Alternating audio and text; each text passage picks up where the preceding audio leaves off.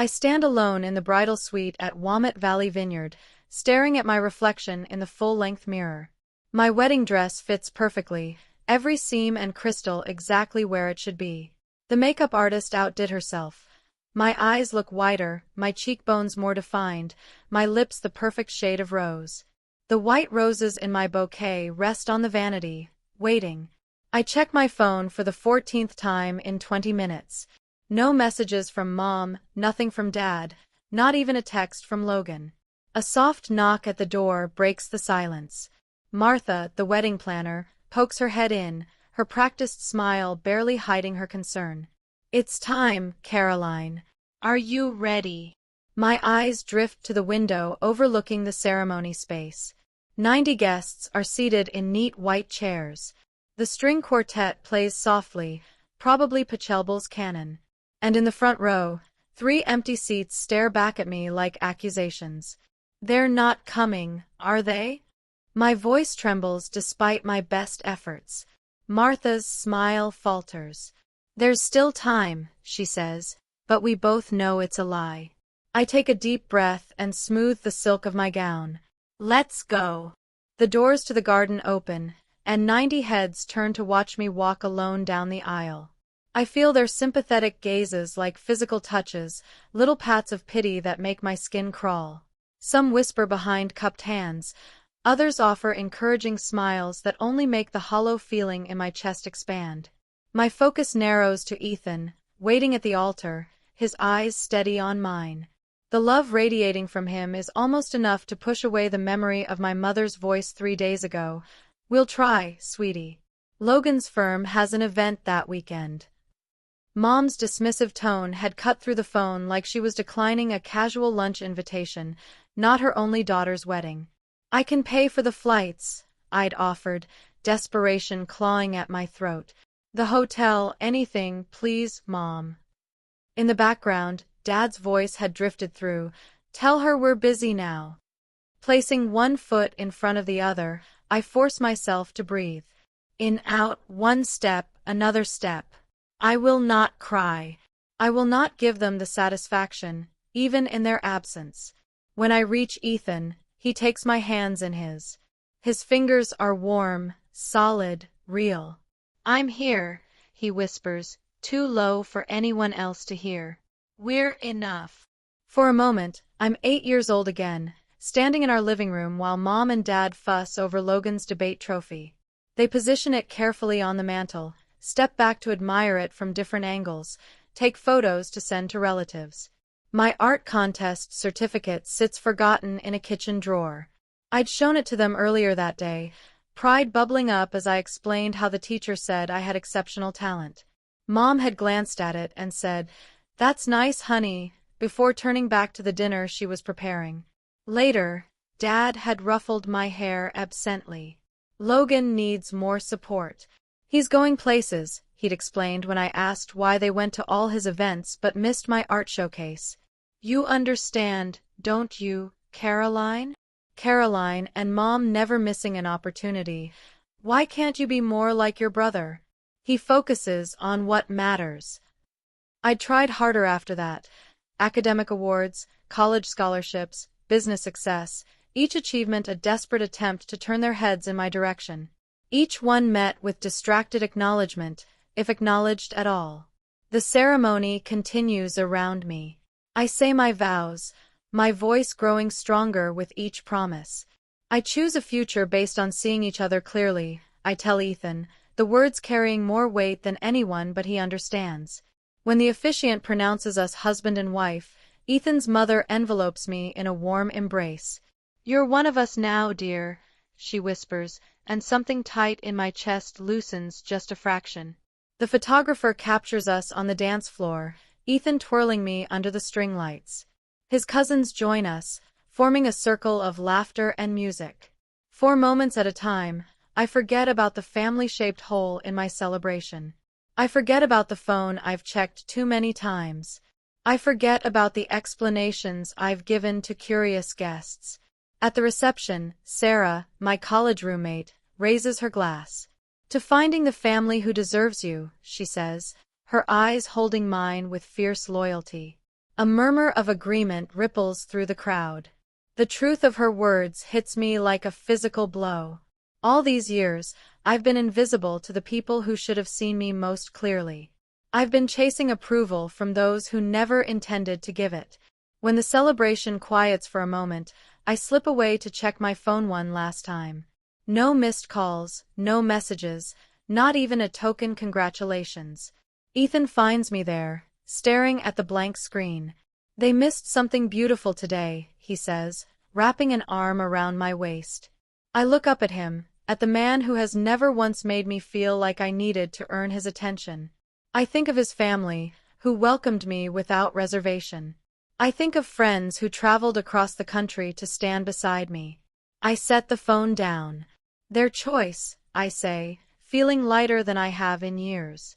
"Not my burden." And for the first time, I almost believe it. 2 years later, I lean back in my ergonomic chair, staring at the notification on my computer screen. Acquisition of Crescent Motion Studio, finalized at $21 million. 2 years of negotiation, 5 years of building from scratch, and now validation in the form of 8 figures. My office door bursts open as my team floods in with bottles of champagne and plastic flutes. To Caroline, Jen, my creative director, raises her glass, the woman who built something from nothing while certain people weren't looking. I smile, clinking glasses with the 12 people who actually showed up for me, unlike my family. We're celebrating when my phone buzzes. A notification from Instagram. Logan, posting about his twins' private school fundraiser. I shouldn't look. I do anyway. There they are, Mom and Dad flanking Logan and his wife, Hannah, their identical daughters in matching plaid uniforms. The caption reads, "Family tradition continues. Third generation at Westridge Academy." Dad's arm is draped around Logan's shoulder, Mom beaming at her granddaughters. I swipe through more photos. Logan's family vacation to Hawaii last month, the holiday gathering I wasn't invited to, Dad's retirement party. In each one, they look like the perfect American family, minus one daughter. What's more telling than the photos is what they represent. The vacation rental in Maui costs at least $5,000 per week. Westridge Academy runs $30,000 per year per child. Logan's house, in the background of several shots, sits in a neighborhood where nothing sells for under $2 million, all funded by my parents' retirement savings and family investments, according to the gossip from distant cousins who occasionally remember I exist. Caroline. Jen touches my arm. "We lost you for a minute." I lock my phone screen. "Just checking messages." "Where were we?" The celebration continues around me, but I'm mentally calculating. Logan's law firm is moderately successful, but nowhere near the level that would support his lifestyle. My parents have been quietly propping him up for years, depleting their retirement to maintain his image. Meanwhile, my $21 million acquisition doesn't warrant so much as a text message. After the team leaves, I scroll through my parents' social media, hundreds of posts about Logan's accomplishments, the twins' milestones, family gatherings. My existence is limited to a single birthday wish last year, a generic, "Happy Birthday, Caroline," without even a photo. I close my laptop and make a decision. The next morning, I call my financial advisor. The Porsche, tan metallic gray. I want to complete the purchase today. 3 hours later, I'm signing paperwork for a $135,000 car. It's extravagant, unnecessary, and exactly what I want. Not because I need my family's approval, but because I never needed their money. Back home, I take a single photo of the car in my driveway, the afternoon sun gleaming off its metallic finish. I post it to Instagram with a simple caption, "Dreams realized." For 3 days. Nothing. Then, on Wednesday afternoon, my phone lights up with a name I haven't seen in 5 years. Mom calling.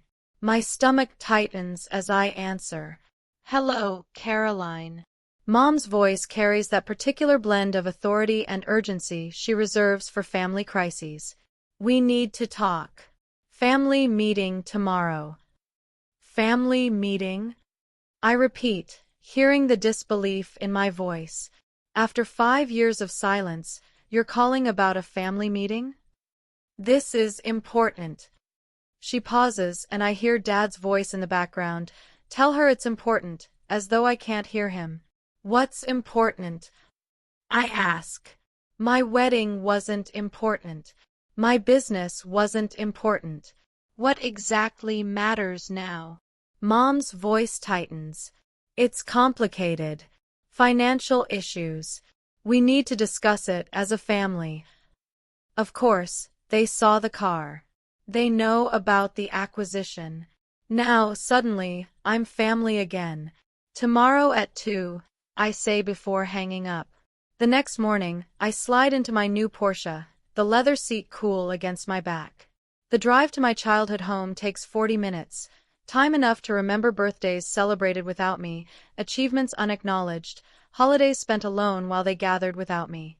I park in the circular driveway, my metallic gray Porsche looking starkly modern against their traditional colonial.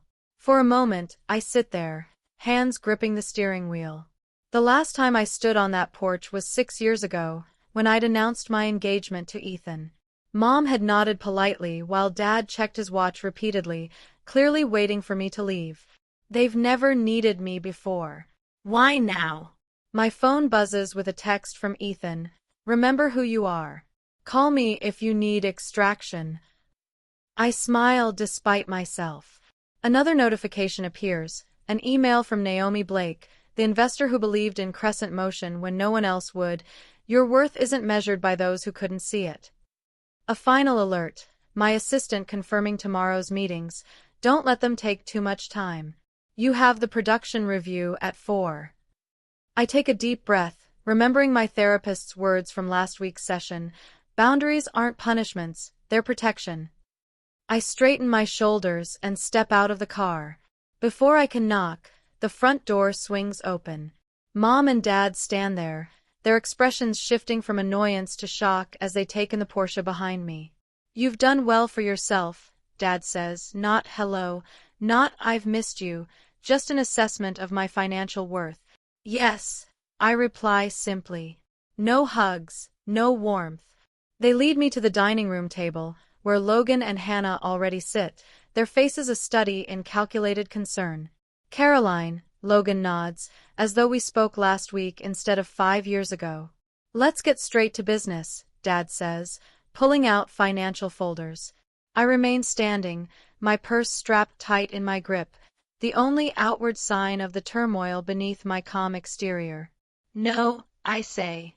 First, I'd like to know why I'm suddenly important enough to include in family discussions after being excluded from everything else for years. Mom and Dad exchange glances. Logan shifts uncomfortably. We can discuss that later, Mom says, her voice slipping into the dismissive tone I know too well. We have more pressing matters now. I'm not in a rush, I reply, still standing. And I'm not interested in being convenient family only when you need something. For the first time in my adult life, I see uncertainty flicker across my father's face. In this moment, I understand. They need me now, and for once, I have the power to decide what happens next. The dining room of my childhood home feels smaller than I remember. Dad sits at the head of the table, hands folded like he's presiding over a board meeting rather than a family crisis. Mom perches beside him, her posture perfect despite the worry lines creasing her forehead. Across from me, Logan slumps in his chair, his designer shirt wrinkled at the cuffs. Hannah sits beside him, a leather photo album open on her lap. It's foreclosure, Caroline. Dad's voice is firm but carries an unfamiliar tremor. Logan's mortgage is 3 months behind. The twins' private school tuition is unpaid for the semester. I say nothing, letting the silence stretch. 2 years of no contact, and this is what brings us together. You need to help your brother. Dad slides a document across the polished oak table, loan paperwork, already filled out. The presumption steals my breath. Think about your niece and nephew, Mom's voice catches, a practiced hitch that once would have sent me scrambling to please her. They're just children. They shouldn't suffer because of financial difficulties. Logan leans forward, eyes narrowed. We're family. That's what family does. When one of us succeeds, we help the others. Hannah flips the album open wider, pushing it toward me. They ask about Aunt Caroline all the time. She points to photos of children I barely recognize, their faces shining at a birthday party I wasn't invited to attend. Maddie wants to know why you never visit. Dad clears his throat. We've done everything we could. Our retirement fund is… He trails off, exchanging a look with Mom. We've been supporting them as best we can. The implication hangs in the air between us. My success means I owe them. My independence is selfish in the face of family need. I close the photo album and slide it back across the table. Where were you at my wedding? The question falls from my lips with surprising calm. Logan blinks. What? My wedding, 2 years ago. Where were you? Mom's hand flutters to her throat. We were busy. Logan had that event with his firm. It wasn't convenient, Dad adds, as if commenting on a missed dinner party. I nod slowly, feeling something crystallize inside me. And yet here you are now because you saw the Porsche on Instagram. You only contacted me because you saw the car. Logan's face flushes. That's not fair, Caroline. I sit straighter, feeling the power of my financial independence in my spine. Where there once was anxious curve, there's steel. I built everything alone. Every scholarship, every client, every late night. Where were any of you? Dad's eyes narrow. What's that got to do with the current situation? Everything. I fold my hands on the table, mirroring his posture. I'm listening. Tell me why I should write a check today. Logan slams his hand on the table. You always had to prove something. Always showing off how smart you were, how creative, how special. Some of us were just trying to live normal lives. Dad's hand settles on Logan's shoulder. Your brother had more potential. We had to nurture that. You were always so independent. We're still your parents, Mom whispers, tears gathering in her eyes. Despite everything, we're entitled. Entitled. My voice remains steady, surprising even myself. You missed my high school graduation. You missed my college scholarship ceremony. You missed the launch of my company. You missed my wedding. I tap the table with each missed milestone. You missed my life. And now you want to share in what that life has built. Caroline, Dad starts. You didn't build this success. I continue. You don't get to share it. My phone vibrates in my pocket. I glance down to see Ethan's message. You okay? Meeting running long. The sight of his name brings back Naomi Blake's words when she invested in my startup. You don't need approval from anyone who can't see your light. I think of my team at Crescent Motion, their faces shining as we toasted the acquisition. People who chose to see me, to support me, to believe in what I could build. In my briefcase rests the contract for the foundation funding, signed by the board last Tuesday. People who trust me with purpose, not just money. Dad slides the loan paperwork closer to me. We're only asking for what's reasonable. Family helps family. The interest rate is quite fair, Mom adds, as if offering a favor. Logan's smirk returns, confident now. Blood is thicker than water, Caroline. I stand slowly, deliberately. The motion draws their eyes, their bodies leaning forward expectantly. I reach for my briefcase and set it on the table with a soft thud. I've made a different decision, I say. Logan's eyes fix on my hands as I unlatch the briefcase. Dad shifts forward in his chair. Mom's fingers twist the napkin in her lap. Instead of a checkbook, I withdraw a single document and place it on the table. This is the announcement for the Rivera Media Scholarship Foundation. $16 million to create opportunities for young women in digital media arts. I smooth the paper with my fingertips. The press release goes out tomorrow morning. $16 million, Logan chokes out the number. Named after Miss Rivera, my high school media arts teacher, the woman who attended my gallery showings when my family was too busy. The money is legally protected in a foundation trust. The board approved the allocation last week. Silence falls like concrete across the table. I'm helping girls who never got the applause I didn't get, I say, gathering my belongings. That's what family means to me. Logan's face contorts, veins standing out on his forehead.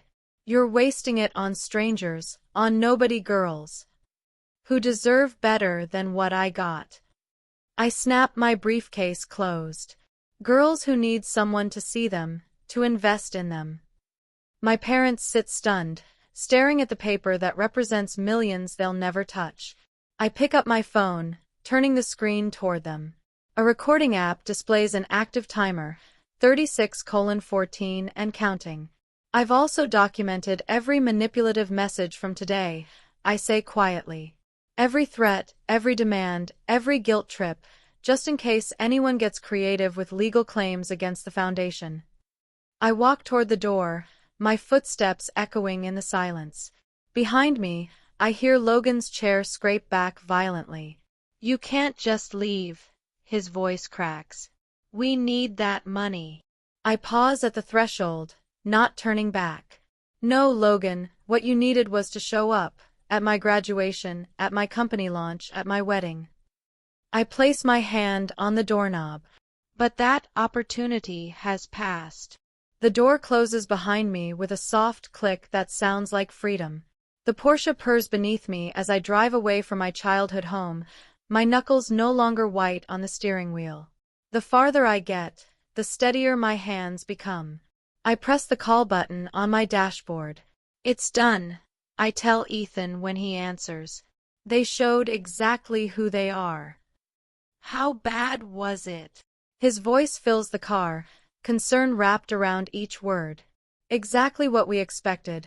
I take a deep breath, feeling lighter than I have in hours. Logan lost his mind when I showed him the foundation paperwork. Dad tried to salvage the situation, but Mom just kept crying about family obligation. Are you okay? A fair question. I glance at myself in the rearview mirror, surprised to find no tears, no flush of embarrassment, only a clear-eyed woman looking back. I'm better than okay.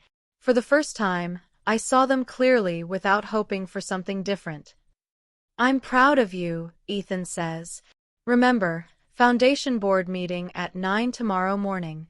Everything's ready for the press announcement. The timing had been deliberate. Establish the foundation legally before any family confrontation, schedule the announcement before they could regroup. No emotional pleas, just legal structures they couldn't penetrate. The Rivera Media Scholarship would be my legacy, not a family drama. I'll be ready, I promise before ending the call. The first message comes at 11:47 p.m. By midnight, my phone buzzes continuously with family emergency texts. I silence it and place it face down on my nightstand. The house is quiet except for Ethan's steady breathing beside me. I don't need to read their messages to know what they contain. Morning brings 6 voicemails from my mother, the progression evident in her tone, from weepy pleas about family unity to sharp accusations of betrayal, culminating in threats about what people will think of a daughter abandoning her family in their time of need. You've dealt with worse, I tell myself as I apply mascara, the morning routine grounding me. My navy suit, the one I wore when signing the acquisition papers, hangs ready on the closet door. Ethan hands me coffee in my favorite mug. Logan's been calling business associates, he says, scrolling through his phone. And your dad tried reaching my uncle. Predictable. I take a sip. The coffee is bitter but fortifying. They're moving faster than I expected, but not more cleverly. The foundation board meeting goes smoothly. 12 accomplished women from media and finance, all personally vetted, all committed to supporting young female artists. The press release is approved unanimously, launch details finalized. The first scholarship recipient will be selected in 6 months. I'm reviewing the event venue proposal when Janine from reception calls. Miss Rivera, your family is here. They're causing quite a scene. Through the glass walls of my office, I can see security already moving toward the lobby. I straighten papers that don't need straightening. Have security escort them out, please, calmly and professionally. I watch through the windows as my mother's voice rises over the general office hum. My daughter is abandoning her family. Her hands gesture wildly, her pearl earrings swinging with emotion. Logan stands beside her, arms crossed, face flushed with a particular shade of red it used to turn when he was denied something as a child. My team watches me for cues. I stand, smooth my skirt, and walk to my office door. It's being handled, I tell them with a calm I've practiced for this moment. Let's continue with our work. Security escorts my family toward the elevators. Logan's voice carries back. This isn't over. We have family obligations you can't just ignore. That evening, I draft a single email to all three of them. I have documented your harassment at my workplace. Any further attempts to contact me at my office will result in a formal complaint.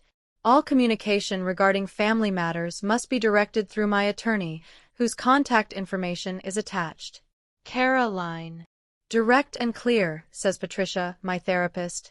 2 days later in her sunlit office, the faint smell of jasmine tea between us. How did it feel sending that? Necessary. I trace the pattern on the armchair. Not satisfying, exactly. More like setting a boundary. Yes, she offers. They're showing who they've always been, aren't they? People tend to reveal themselves under pressure, Patricia says. What you're seeing now isn't new behavior, just intensified. The realization washes over me, simple but profound. I wanted their love, but they wanted my resources. That's an important distinction. All those years, my voice trails off as connections form. The childhood neglect, the absent parents, the way they appeared only when I had something to offer. It wasn't my job to earn their love, it was their job to give it freely. And now, I say, feeling the truth of it settle in my bones, I know I'm not responsible for fixing them. There's freedom in that. The next morning brings news that Logan has contacted the Portland Chronicle about a family dispute. The reporter, smarter than Logan anticipated, asked why none of them attended my wedding. The resulting story paints a picture Logan hadn't intended, of parents absent during milestones, suddenly interested when money appeared. My mother's social media rant generates an unexpected wave of support for me. Former classmates, business associates, even distant relatives reach out with messages of solidarity. We always wondered why they never talked about your success, writes a cousin I haven't seen in years. Dad's attempts to contact my investors fizzle when they refuse to discuss a personal matter.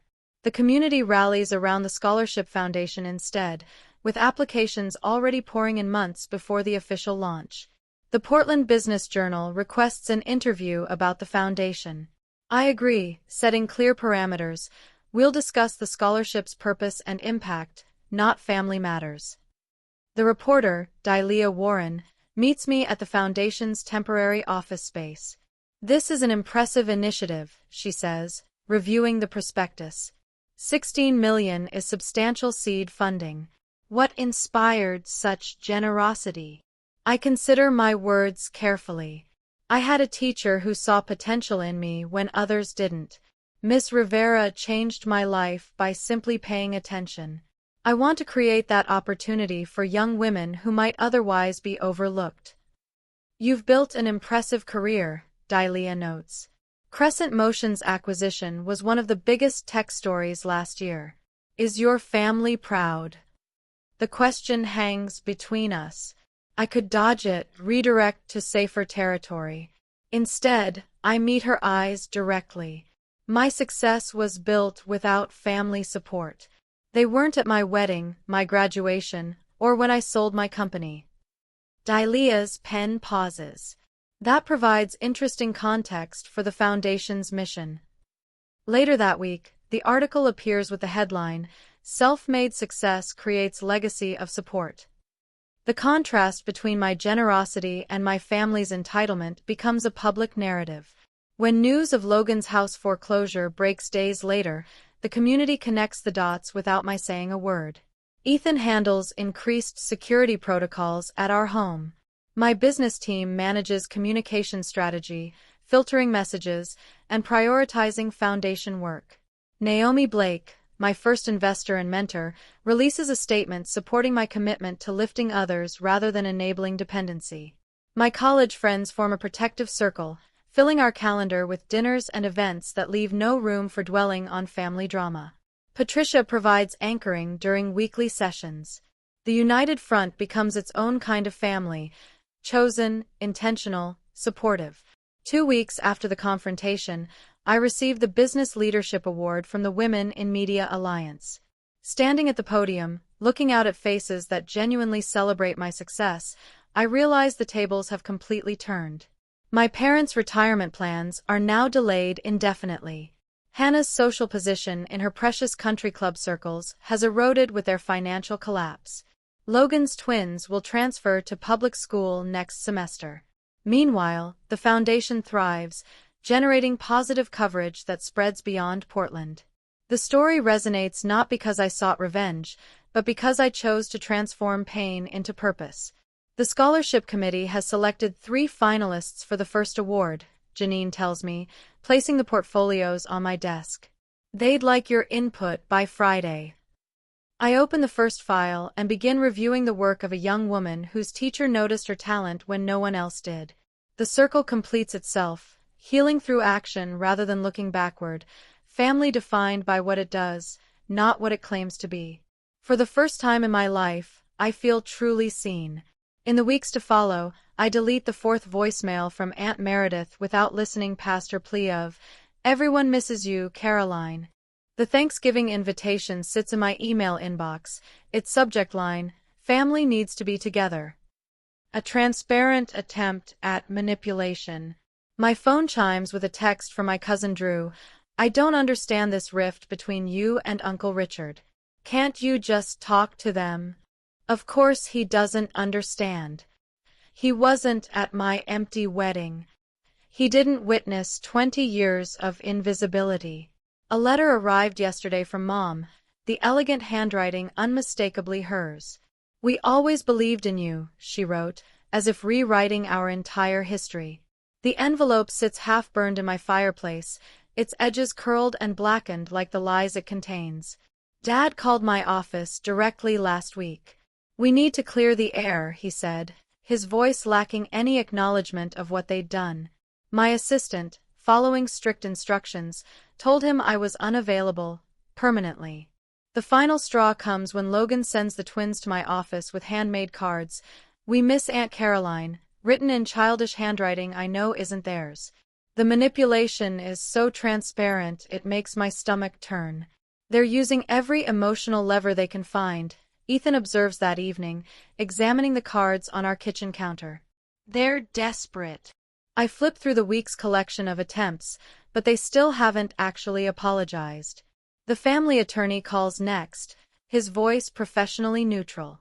"There are moral obligations to consider, Caroline. Family ties carry certain responsibilities." The implication is clear. I'm the villain in their story, the heartless daughter who abandoned her struggling family. Pastor Wilson from the church I stopped attending years ago leaves a voicemail. "Your parents are deeply concerned. Perhaps we could meet to discuss reconciliation." 2 childhood friends, neither of whom I've spoken to in a decade, suddenly reach out. "Your parents seem so heartbroken," says one. "The holidays are for forgiveness," says the other. When Logan's wife, Hannah, emails photos of the twins in Halloween costumes, "The children ask about you constantly," I nearly throw my phone across the room. They're framing this entire situation as my responsibility, I tell my therapist during our weekly session. My forgiveness, my duty, my failure to be the bigger person. "And how does that make you feel?" she asks, her eyes steady on mine. "Angry, I admit, but also validated. They wouldn't fight this hard if they weren't afraid of losing control." The foundation selection meeting provides an unexpected challenge. The committee recommends a scholarship for Maya Harrison, a 17-year-old filmmaker whose application video shows remarkable talent and painful familiarity. She reminds me of myself, I tell Ethan that night, quiet, determined, overlooked. I watch her interview video again. Maya's eyes hold the same weariness I see in my own wedding photos. She talks about finding her voice through filmmaking when her family couldn't hear her. What if I'm wrong to cut them off completely? The question slips out before I can stop it. Ethan sits beside me on the couch. What brought this on? Maya. If I'm telling these girls to find their strength, am I modeling that by running away from my family? Is setting boundaries running away? Ethan asks. I consider this. No, boundaries aren't abandonment. What would you tell Maya if her family treated her like yours treated you? The answer comes easily. I'd tell her she deserves people who see her worth. The Thursday before Thanksgiving, I host dinner at our home. The dining room table extends to accommodate everyone. Ethan beside me, Naomi across from us, my business team scattered between. Maya sits at the opposite end, her scholarship certificate framed on the sideboard behind her. Our home glows with warmth my parents' house never had. Candles flicker in silver holders. Laughter rings against the ceiling. No one here needs to prove their worth to be seen. I raise my glass to those who see us as we are. The toast echoes around the table. My phone stays off, notifications silenced. The meal unfolds in perfect rhythm, conversations flowing without the undercurrent of judgment I grew up with. Over dessert, I announce the Foundation's new mentorship program.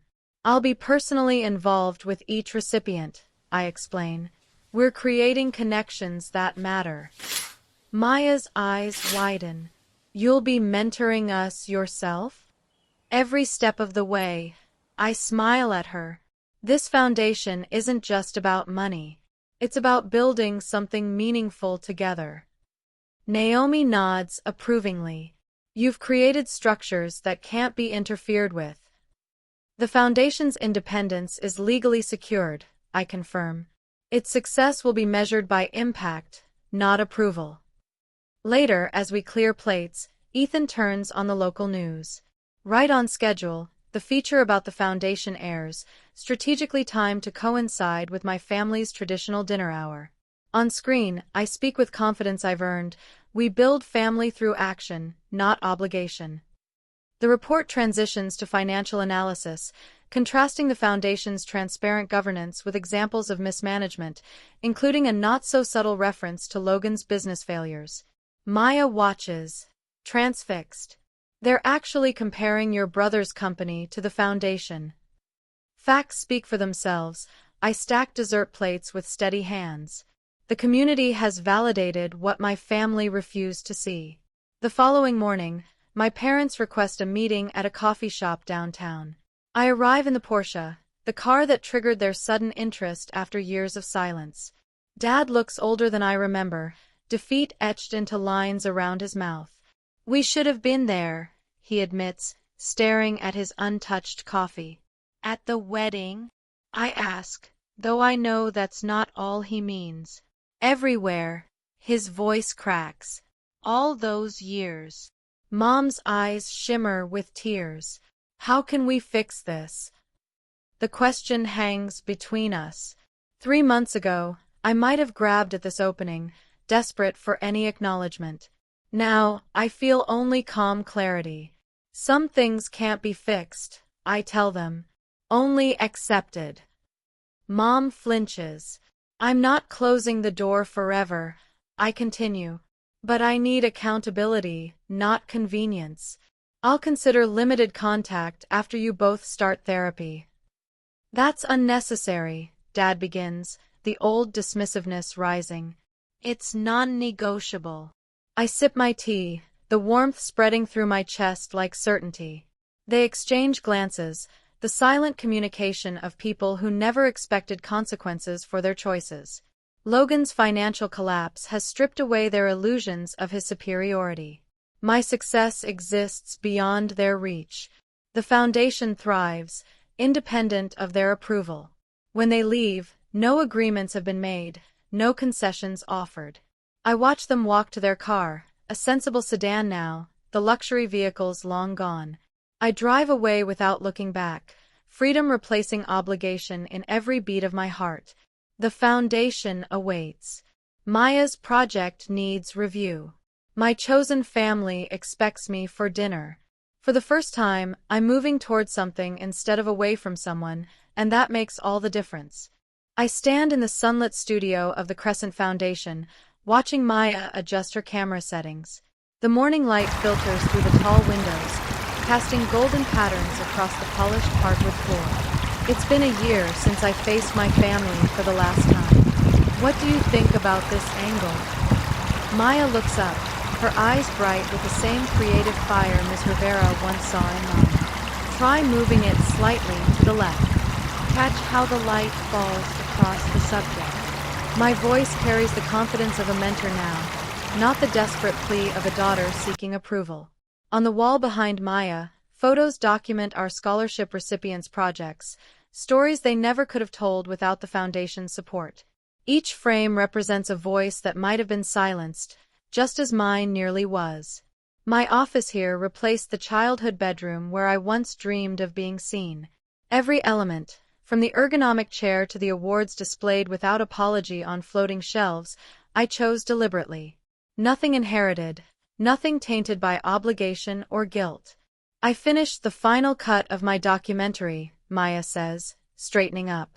Would you watch it with me? We move to the editing bay, where her project plays on the high-definition monitor. The documentary follows 3 generations of women in a rural Oregon family, their struggles and resilience beautifully captured through Maya's lens. Watching her work, I feel a swell of pride entirely different from anything I've known before. This isn't about me. It's about what she's created, what she'll continue to create. When the final credits roll, Maya turns to me, tears brightening her eyes. You're the reason I believe I can do this, she says, wrapping her arms around me in a spontaneous hug. I think of Miss Rivera, how she recognized something in me when my own parents couldn't be bothered. How her belief sustained me through years of family indifference. Now the cycle continues, not of neglect, but of genuine support. Later that week, I stand at the podium of the Portland Arts Center, accepting a Community Leadership Award. The audience applauds, a sea of faces turn toward me with appreciation, not pity. Ethan sits in the front row, beaming with unrestrained pride. There are no empty seats causing me pain tonight, no phantom family members I wish were here. Every person in this room sees me, truly sees me for who I am. Thank you, I begin, my voice steady. This journey began in invisibility and has led to impact. 4 years, I measured my worth by the approval I couldn't earn from people who refused to give it. I pause, letting my gaze sweep across the room. Now, I measure it by what we build together. The standing ovation washes over me like a cleansing wave. My therapist calls it post-traumatic growth, this strange peace I've found after accepting that some wounds never fully heal. I maintain careful boundaries with extended family. Holiday gatherings now center around chosen family, celebrations filled with genuine joy rather than dread. Ethan and I have established our own traditions. Naomi's retirement party at the foundation last month brought together the circles of support that lifted me when blood ties failed. The emergency fund for students facing financial hardship, my latest project, ensures that talent isn't crushed by circumstance. I understand now what these young women need because I lived without it, unconditional belief in their potential. Driving home through Portland in my Porsche, I pass the coffee shop where I once edited videos on a borrowed laptop. Through the window, I catch a glimpse of my parents walking on the sidewalk. Our eyes meet briefly. I don't stop. There's no pain in this moment, only peaceful acknowledgement. They taught me what love isn't. Ethan and my work taught me what it is. Tomorrow, Maya sets up for her next project. I'll be there, camera in hand, showing her techniques I've mastered over years of making myself visible. Family isn't who raises you, it's who sees you, who chooses you, who builds with you. Thank you for staying with my story until the end. It means the world to share this journey with you. I'd love to hear your thoughts. Have you ever had to walk away from family to find your own strength? What does family mean to you? Drop a comment below, and let's talk. Your stories matter, and I'm grateful for every one of you who listened. This is Warth Stories, signing off.